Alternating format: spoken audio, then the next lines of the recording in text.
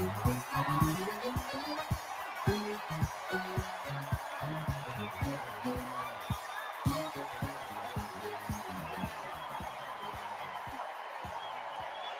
you, guys.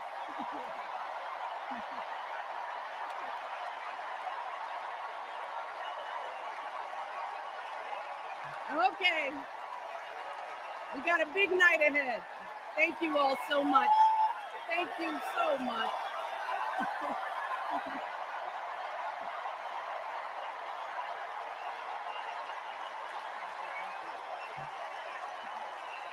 Okay. Hey. Hello, Chicago. Yeah.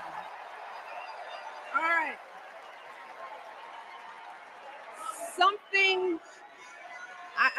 Something wonderfully magical is in the air, isn't it? Yeah. You know, we're feeling it here in this arena, but it's spreading all across this country we love. A familiar feeling that's been buried too deep for far too long. You know what I'm talking about. It's the contagious power of hope.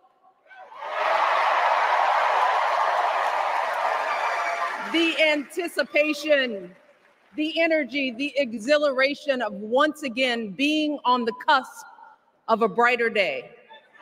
The chance to vanquish the demons of fear, division, and hate that have consumed us and continue pursuing the unfinished promise of this great nation, the dream that our parents and grandparents fought and died and sacrificed for.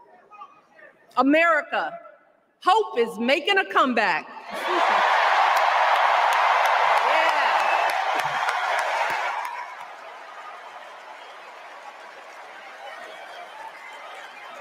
But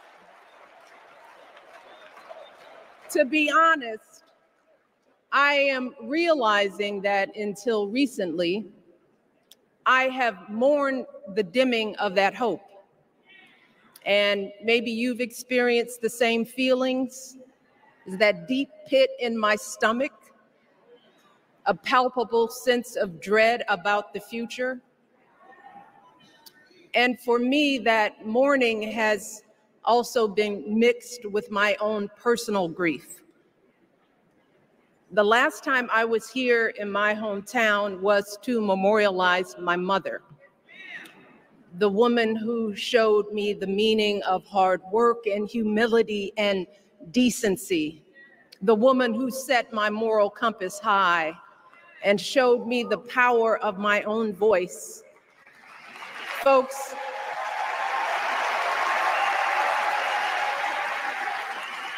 I still feel her loss so profoundly. I wasn't even sure if I'd be steady enough to stand before you tonight, but my heart compelled me to be here because of the sense of duty that I feel to honor her memory and to remind us all not to squander the sacrifices our elders made to give us a better future. You see, my mom, in her steady, quiet way, lived out that striving sense of hope every single day of her life.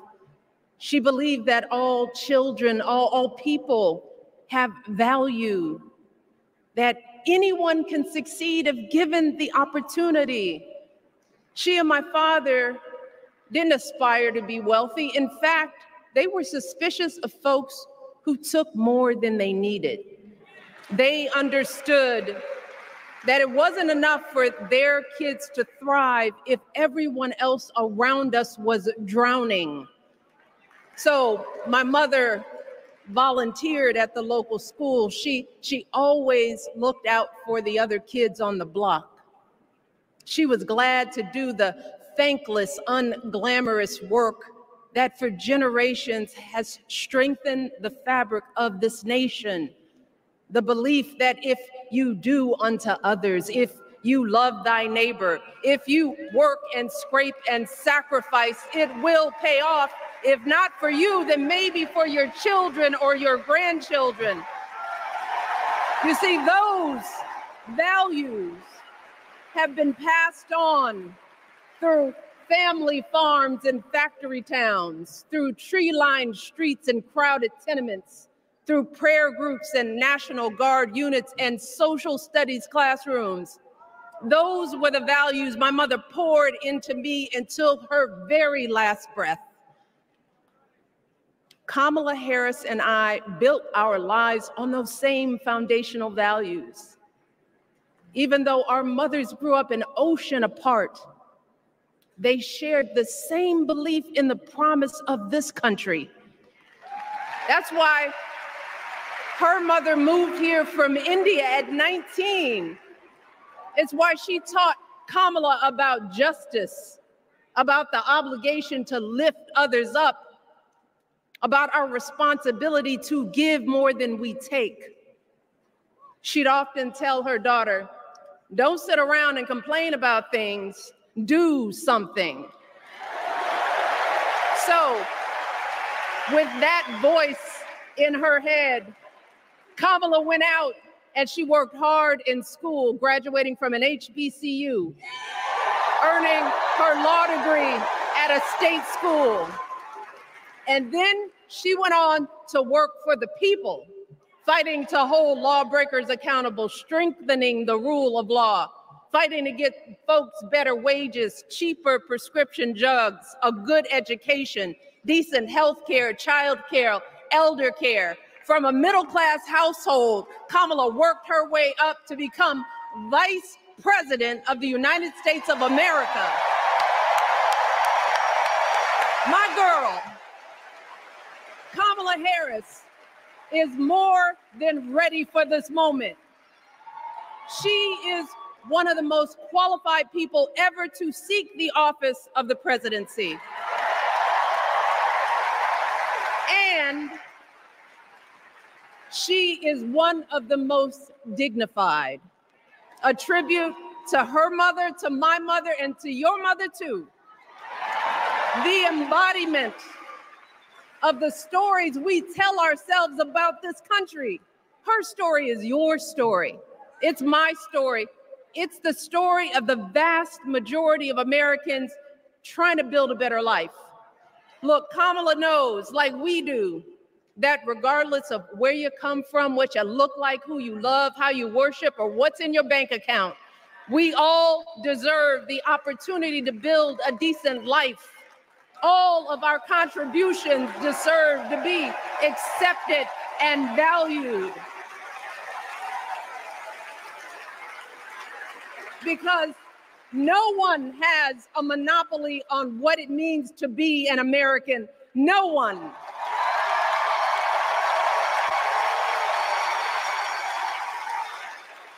Kamala has shown her allegiance to this nation, not by spewing anger and bitterness, but by living a life of service and always pushing the doors of opportunity open to others.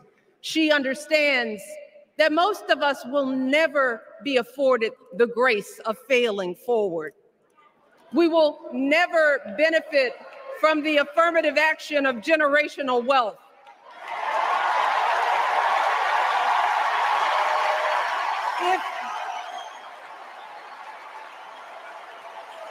If we bankrupt a business, or choke in a crisis, we don't get a second, third, or fourth chance. If things don't go our way, we don't have the luxury of whining or cheating others to get further ahead. No. We don't get to change the rules so we always win. If we see a mountain in front of us, we don't expect there to be an escalator waiting to take us to the top. No. We put our heads down. We get to work. In America, we do something. And throughout her entire life. That's what we've seen from Kamala Harris. The steel of her spine, the steadiness of her upbringing, the honesty of her example, and yes, the joy of her laughter and her light. It couldn't be more obvious. Of the two major candidates in this race, only Kamala Harris truly understands the unseen labor and unwavering commitment that has always made America great.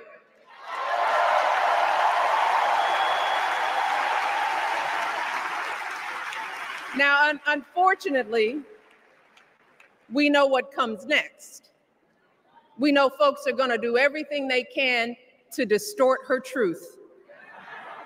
My husband and I sadly know a little something about this. For years, Donald Trump did everything in his power to try to make people fear us. See, his limited, narrow view of the world made him feel threatened by the existence of two hardworking, highly educated, successful people who happen to be Black.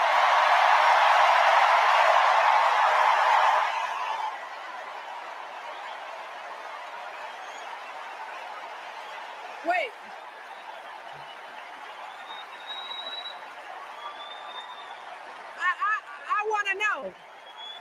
I want to know.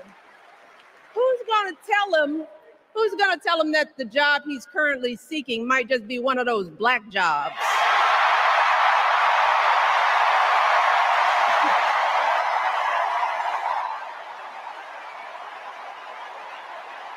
Look, it's his same old con. His same old con. Doubling down on ugly, misogynistic, racist lies as a substitute for real ideas and solutions that will actually make people's lives better. Look, because cutting our health care, taking away our freedom to control our bodies, the freedom to become a mother through IVF like I did, those things are not going to improve the health outcomes of our wives, mothers, and daughters. Shutting down the Department of Education, banning our books, none of that will prepare our kids for the future. Demonizing our children for being who they are and loving who they love, look, that doesn't make anybody's life better.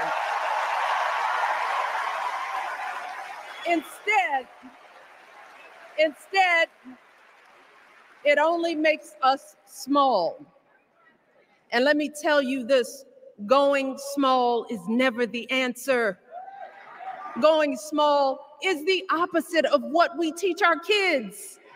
Going small is petty, it's unhealthy, and quite frankly, it's unpresidential.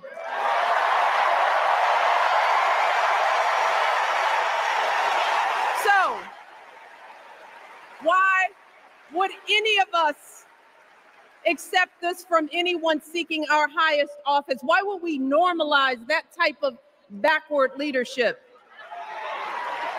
Doing so only demeans and cheapens our politics. It only serves to further discourage good, big-hearted people from wanting to get involved at all.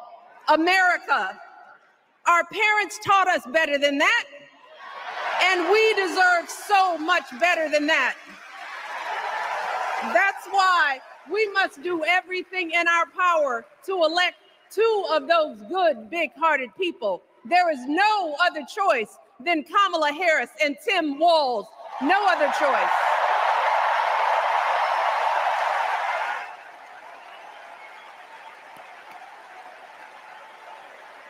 But as we embrace this renewed sense of hope, let us not forget the despair we have felt. Let us not forget what we are up against. Yes, Kamala and Tim are doing great now. We're loving it. They're packing arenas across the country. Folks are energized. We are feeling good. But remember, there are still so many people who are desperate for a different outcome. who are ready to question and criticize every move Kamala makes, who are eager to spread those lies, who don't want to vote for a woman, who will continue to prioritize building their wealth over ensuring that everyone has enough. So no matter how good we feel tonight or tomorrow or the next day, this is going to be an uphill battle. So folks, we cannot be our own worst enemies. No. See, because the minute something goes wrong, the minute a lie takes hold, folks, we cannot start wringing our hands. We cannot get a Goldilocks complex about whether everything is just right. And we cannot indulge our anxieties about whether this country will elect someone like Kamala instead of doing everything we can to get someone like Kamala elected.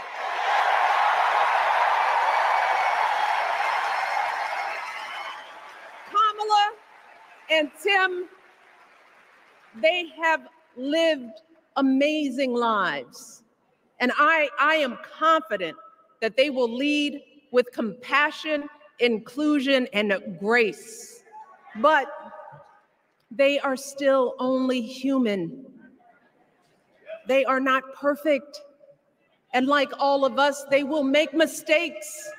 But luckily, y'all, this is not just on them. No, this is up to us, all of us, to be the solution that we seek. It's up to all of us to be the antidote to the darkness and division. Look, I don't care how you identify politically, whether you're Democrat, Republican, Independent, or none of the above. This is our time to stand up for what we know in our hearts is right.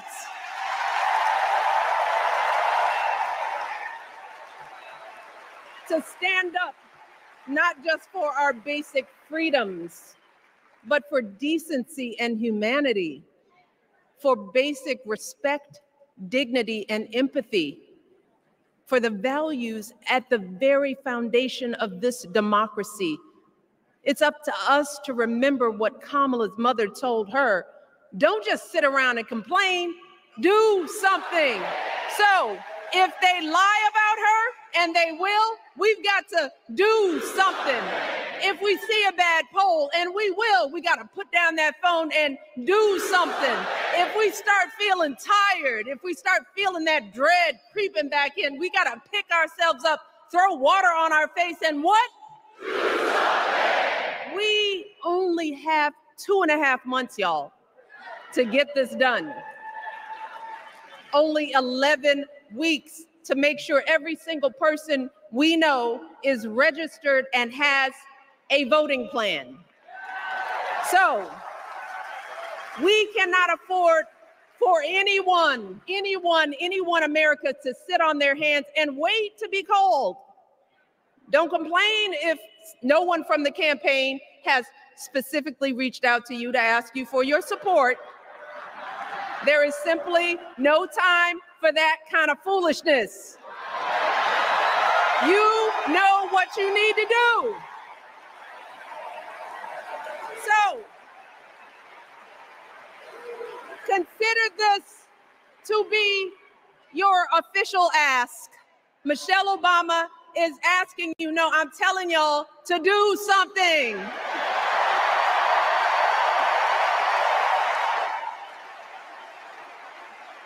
Because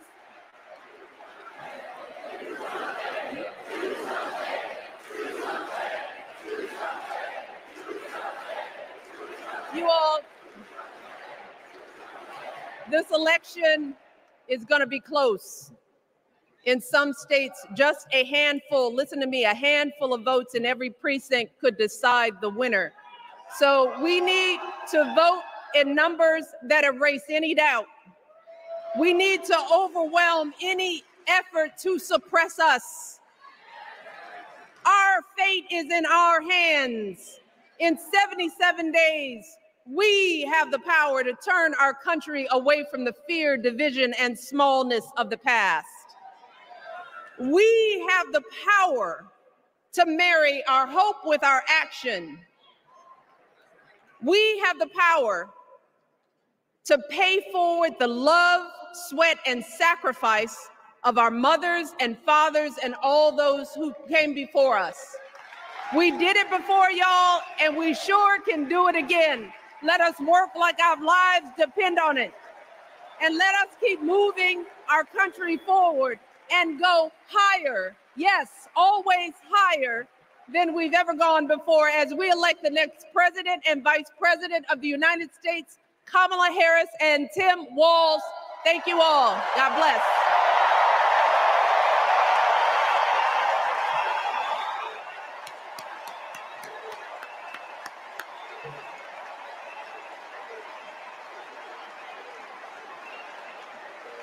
Now, before I go, I have one more job tonight.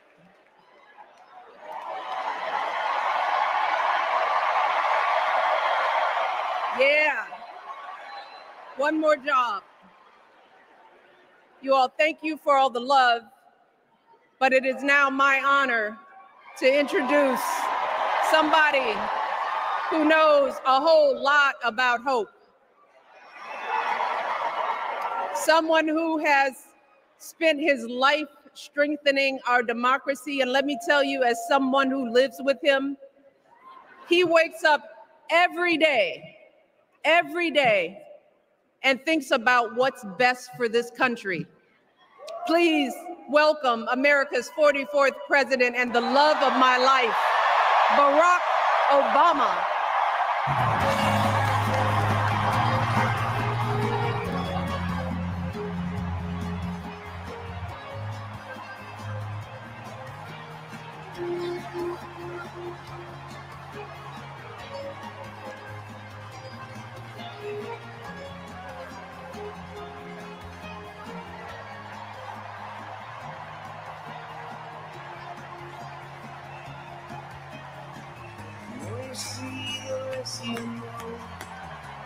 Hello, Chicago! Oh.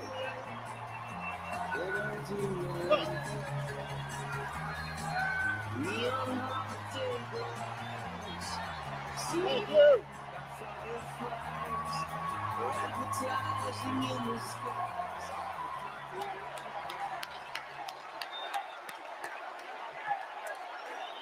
Thank you, thank you.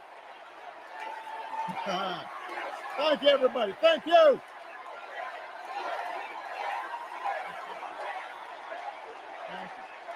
Thank you. All right. That's enough. Thank you. Chicago, it's good to be home. It is good to be home, and I don't know about you, but I'm feeling fired up.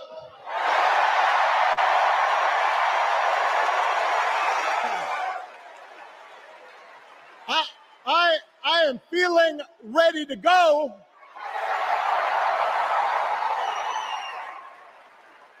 Even if I am the only person stupid enough to speak after Michelle Obama.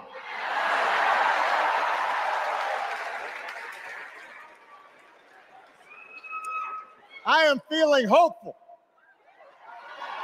because this convention has always been pretty good to kids with funny names who believe in a country where anything is possible.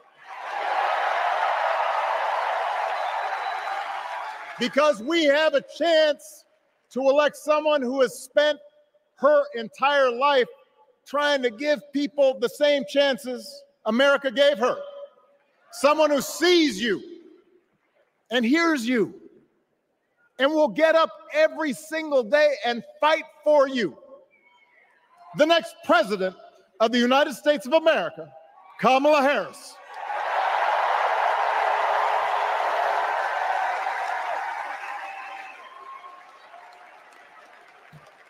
It's been 16 years since I had the honor of accepting this party's nomination for president.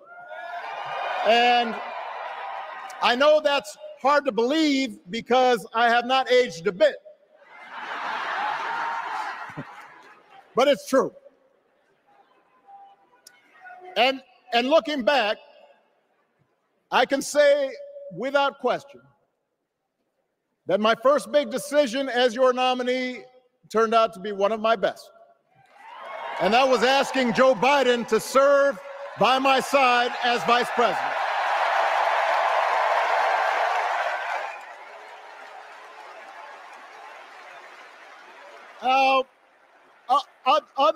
Other than some common Irish blood, Joe and I come from different backgrounds, but we became brothers. And as we worked together for 8, sometimes pretty tough years, what I came to admire most about Joe wasn't just his smarts, his experience. It was his empathy and his decency and his hard-earned resilience, his unshakable belief that everyone in this country deserves a fair shot.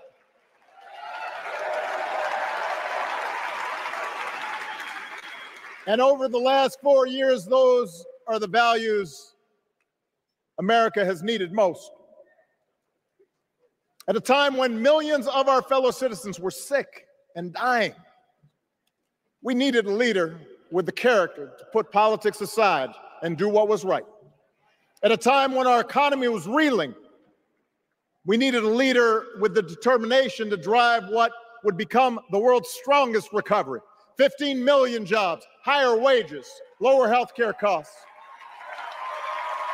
At a time when the other party had turned into a cult of personality, we needed a leader who was steady and brought people together and was selfless enough to do the rarest thing there is in politics, putting his own ambition aside for the sake of the country.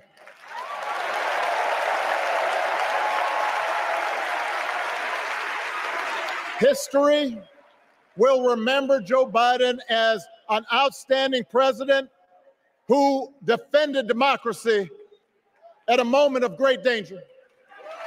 And I am proud to call him my president, but I am even prouder to call him my friend.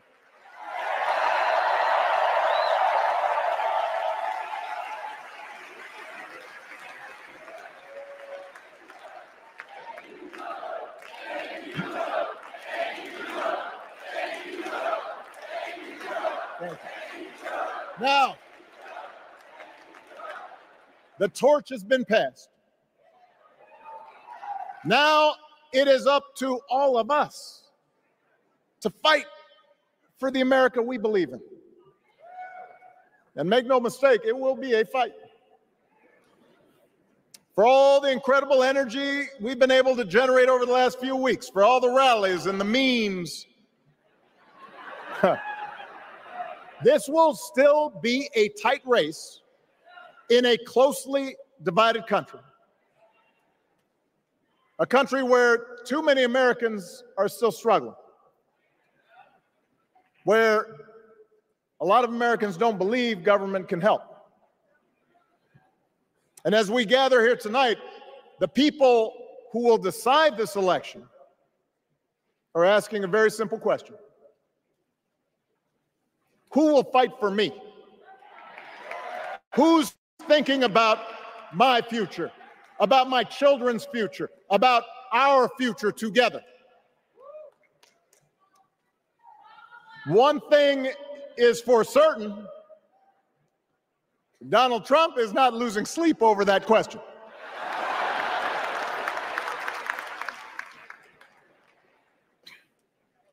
Here's a 78-year-old billionaire who has not stopped whining about his problems since he rode down his golden escalator 9 years ago.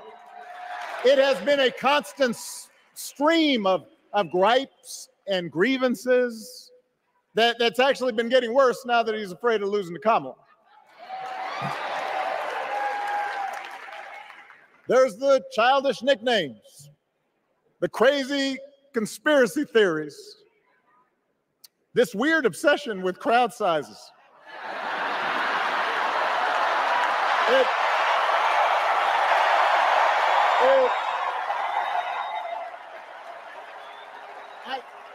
It just goes on and on and on. The other day, I heard someone compare Trump to the neighbor who keeps running his leaf blower outside your window every minute of every day.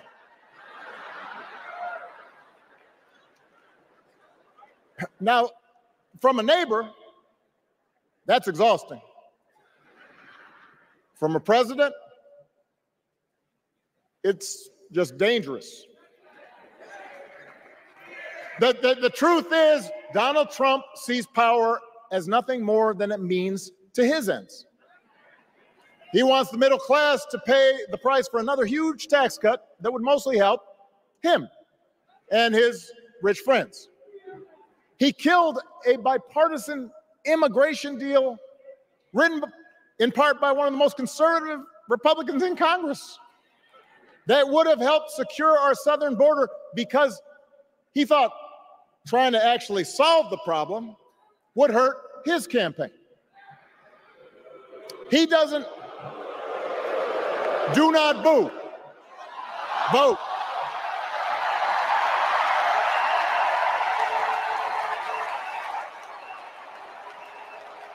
He doesn't seem to care if more women lose their reproductive freedom, since it won't affect his life. And most of all, Donald Trump wants us to think that this country is hopelessly divided between us and them, between the real Americans, who of course support him, and the outsiders who don't. And he wants you to think that you'll be richer and safer if you will just give him the power to put those other people back in their place. It is one of the oldest tricks in politics, from a guy whose act has, let's face it, gotten pretty stale. We do not need 4 more years of bluster and bumbling and chaos. We have seen that movie before, and we all know that the sequel is usually worse.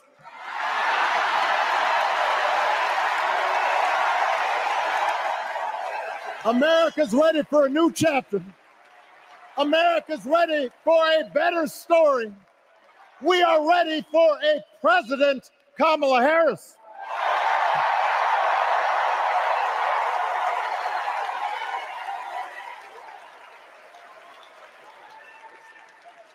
And Kamala Harris is ready for the job. This is a person who has spent her life fighting on behalf of people who need a voice and a champion. As you heard from Michelle, Kamala was not born into privilege. She had to work for what she's got. And she actually cares about what other people are going through. She's not the neighbor running the leaf blower. She's the neighbor rushing over to help when you need a hand. As a prosecutor, Kamala stood up for children who had been victims of sexual abuse. As an attorney general of the most populous state in the country, she fought big banks and for-profit colleges, securing billions of dollars for the people they had scammed. After the home mortgage crisis, she pushed me and my administration hard to make sure homeowners got a fair settlement. Didn't matter that I was a Democrat. Didn't matter that she had knocked on doors for my campaign in Iowa. She was going to fight to get as much relief as possible for the families who deserved it.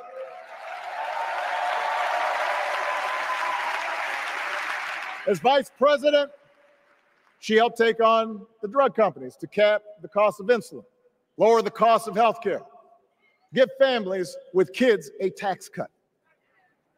And she is running for president with real plans to lower costs even more and protect Medicare and Medicaid, and sign a law to guarantee every woman's right to make her own health care decisions.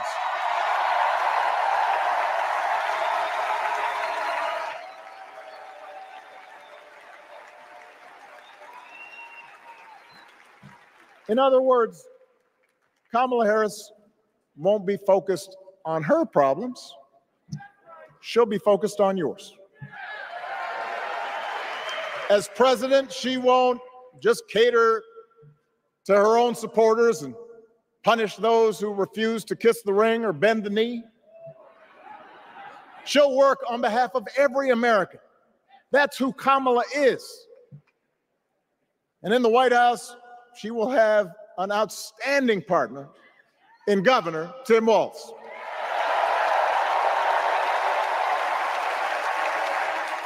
Let me tell you something. Let me tell you something. I love this guy. Tim is the kind of person who should be in politics. Born in a small town, served his country, taught kids, coached football, took care of his neighbors. He knows who he is, and he knows what's important. You can tell those flannel shirts he wears don't come from some political consultant. They come from his closet, and they have been through some stuff.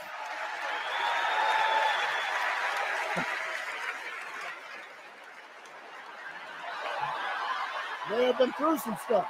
That's right.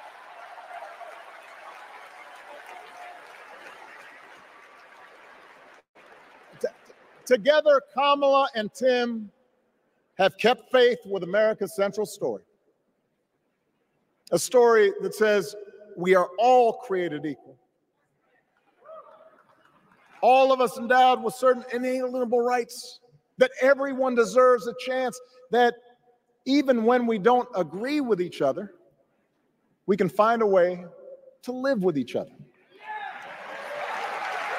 That's Kamala's vision. That's Tim's vision. That's the Democratic Party's vision. And our job over the next 11 weeks is to convince as many people as possible to vote for that vision. Now, it won't be easy. The other side knows it's easier to play on people's fears and cynicism, always has been. They will tell you that government is inherently corrupt, that sacrifice and generosity are for suckers. And since the game is rigged, it's okay to take what you want and just look after your own. That's the easy path. We have a different task. Our job is to convince people that democracy can actually deliver. And in doing that, we can't just point to what we've already accomplished. We can't just rely on the ideas of the past. We need to chart a new way forward to meet the challenges of today. And Kamala understands this.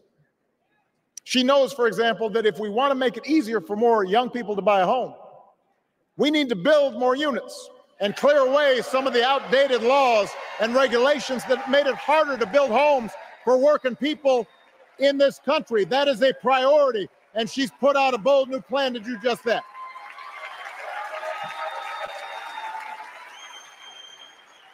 On health care, we should all be proud of the enormous progress that we've made through the Affordable Care Act, providing millions of people access to affordable coverage, protecting millions more from unscrupulous insurance practices. I noticed, by the way, that since it's become popular, they don't call it Obamacare no more.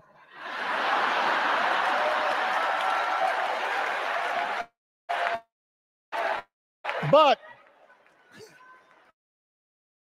Kamala knows we can't stop there, which is why she'll keep working to limit out-of-pocket costs. Kamala knows that if we want to help people get ahead, we need to put a college degree within reach of more Americans. But she also knows college shouldn't be the only ticket to the middle class. We need to follow the lead of governors like Tim Walz, who said, if you've got the skills and the drive, you shouldn't need a degree to work for state government. And in this new economy, we need a president who actually cares about the millions of people all across this country who wake up every single day to do the essential, often thankless work, to care for our sick, to clean our streets, to deliver our packages. We need a president who will stand up for their right to bargain for better wages and working conditions. And Kamala will be that president.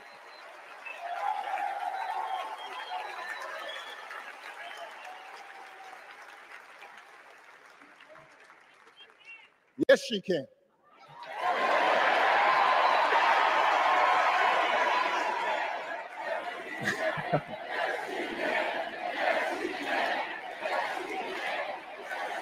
Yes, she can.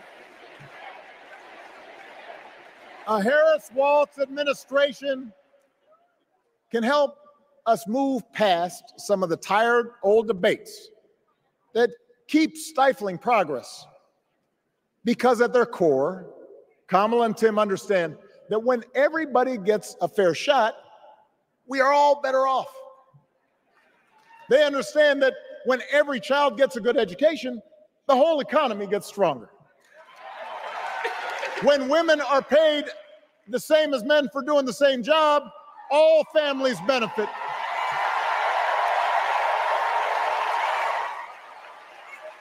They understand that we can secure our borders without tearing kids away from their parents, just like we can keep our streets safe while also building trust between law enforcement and the communities they serve and eliminating bias.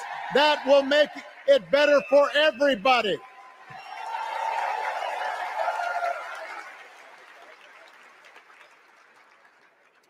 Donald Trump and his well-heeled donors, they don't see the world that way.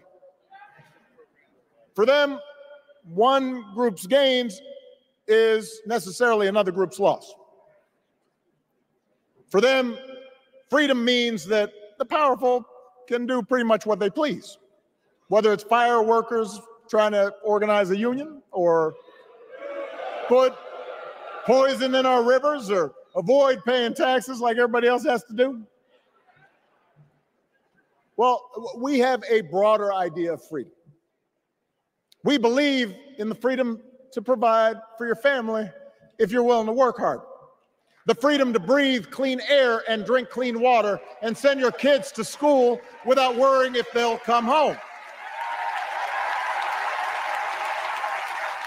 We believe that true freedom gives each of us the right to make decisions about our own life, how we worship, what our family looks like, how many kids we have, who we marry. And we believe that freedom requires us to recognize that other people have the freedom to make choices that are different than ours. That's okay.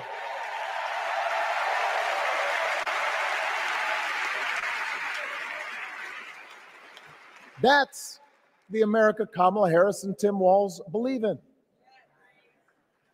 An America where we, the people, includes everyone. Because that's the only way this American experiment works. And despite what our politics might suggest, I think most Americans understand that. Democracy isn't just a bunch of abstract principles and dusty laws in some book somewhere. It's the values we live by. It's the way we treat each other, including those who don't look like us, or pray like us, or see the world exactly like we do.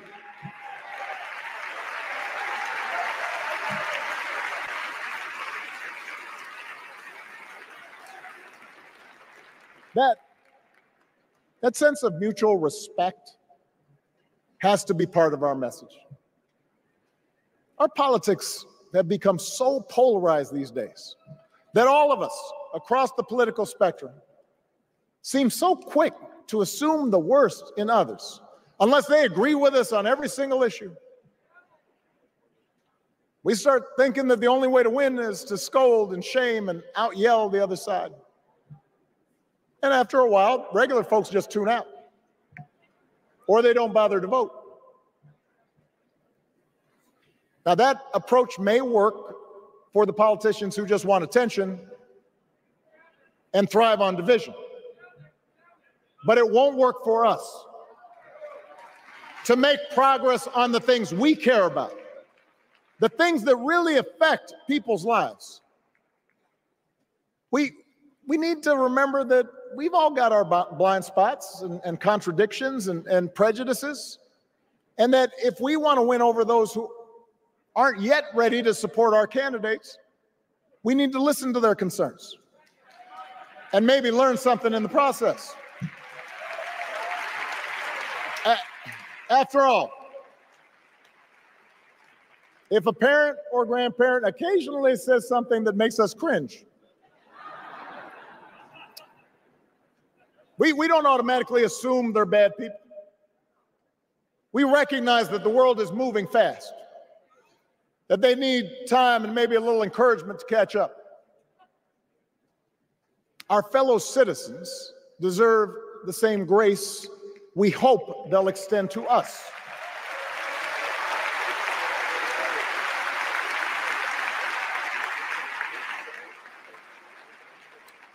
That's how we can build a true democratic majority, one that can get things done. And by the way, that does not just matter to the people in this country. The rest of the world is watching to see if we can actually pull this off.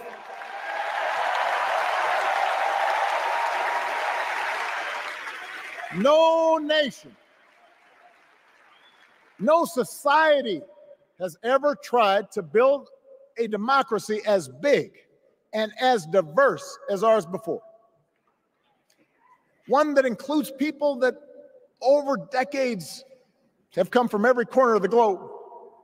One where our allegiances and our community are defined not by race or blood, but by a common creed. And that's why when we uphold our values, the world's a little brighter.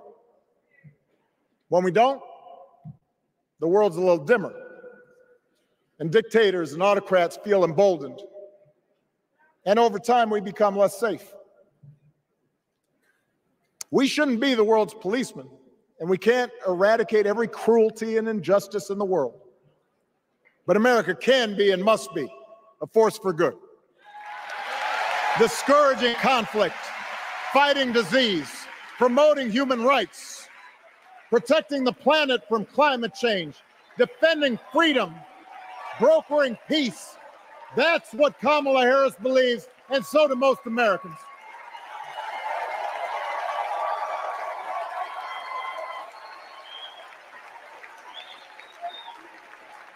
Now,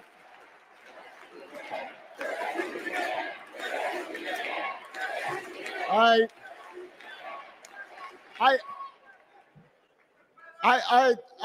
know these ideas can feel pretty naive right now.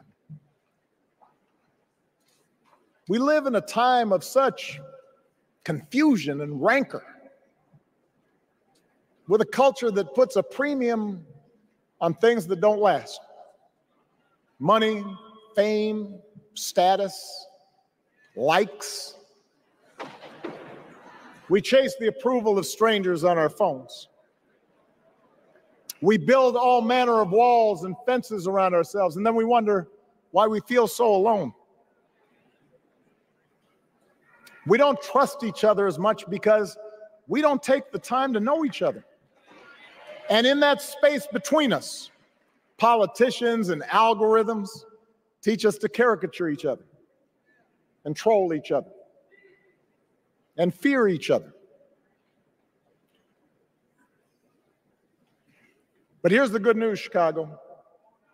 All across America, in big cities and small towns, away from all the noise, the ties that bind us together are still there. We still coach Little League and look out for our elderly neighbors. We still feed the hungry in churches and mosques and synagogues and temples. We share the same pride when our Olympic athletes compete for the gold. Because the vast majority of us do not want to live in a country that's bitter and divided. We want something better. We want to be better. And the joy and the excitement that we're seeing around this campaign tells us we're not alone. You know, I've spent a lot of time thinking about these past few months because, as Michelle mentioned, this summer we lost her mom, Ms. Marion Robinson. And I don't know that anybody has ever loved their mother-in-law any more than I love mine. Mostly it's because she was funny and wise and the least pretentious person I knew. That, and she always defended me with Michelle when I messed up. I'd hide behind her.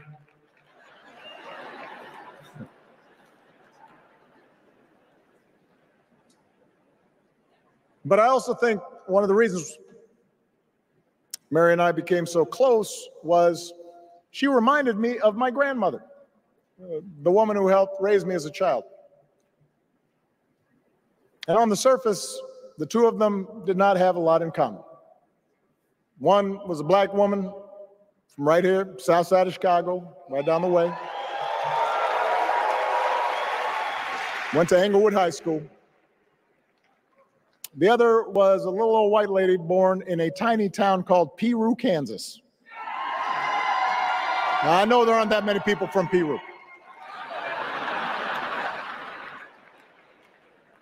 And yet they shared a basic outlook on life.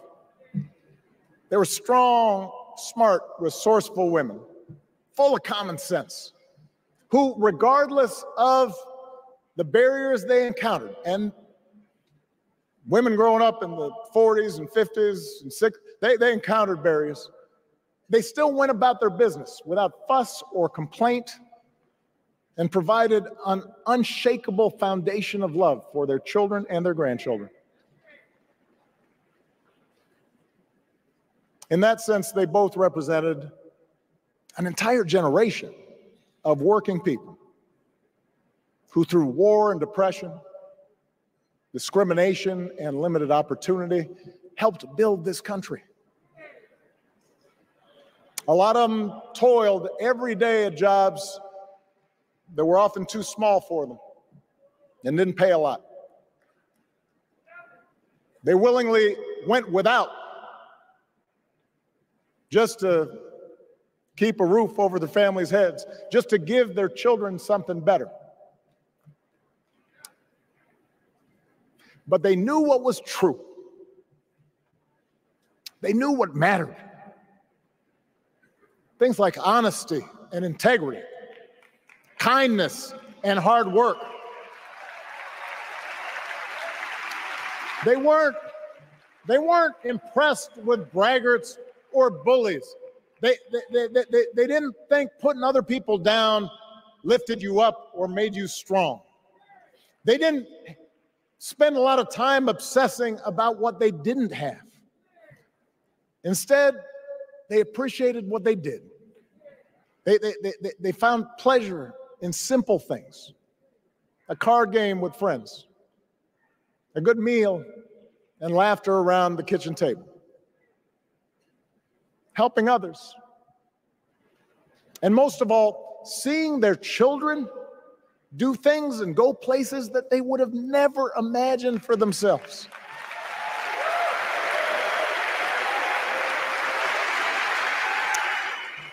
Whether you are a Democrat or a Republican or somewhere in between, we have all had people like that in our lives. People like Kamala's parents, who crossed oceans because they believed in the promise of America. People like Tim's parents, who taught him about the importance of service. Good, hard-working people who weren't famous or powerful, but who managed in countless ways to leave this country just a little bit better than they found it. As much as any policy or program, I believe that's what we yearn for.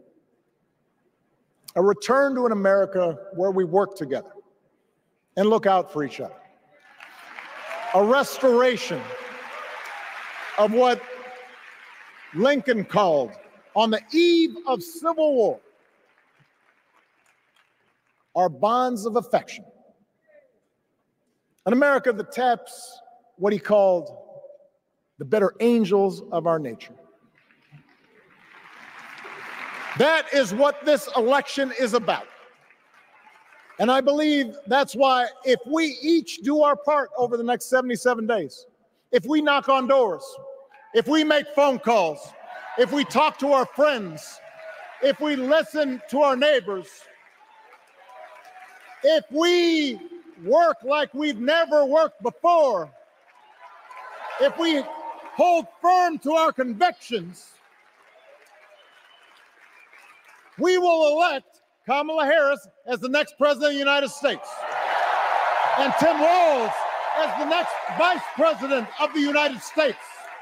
We will elect leaders up and down the ballot who will fight for the hopeful, forward-looking America we all believe in. And together, we too will build a country that is more secure and more just, more equal, and more free.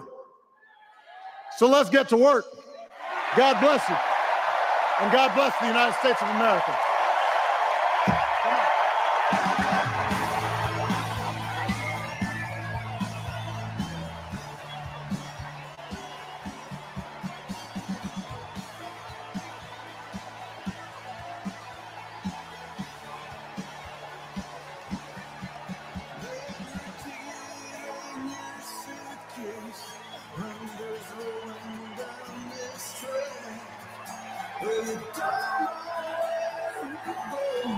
Well,